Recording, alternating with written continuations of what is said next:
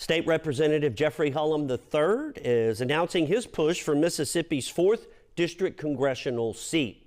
The Gulfport native was elected to Mississippi State House and the 119th District in the 2022 special election. He's a Gulfport High School graduate, served in the U.S. military for 22 years before turning to public service. At his campaign announcement event, Hulum stated he's looking to settle the disconnect between elected officials and their constituents.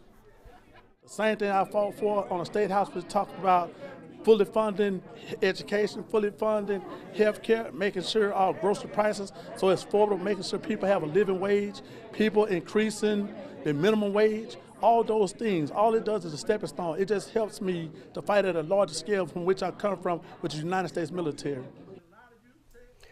Hulum currently serves on the state commissions for gaming, marine resources, military affairs, tourism, ports, harbors, and airports. As you could find the full list of candidates over on our website.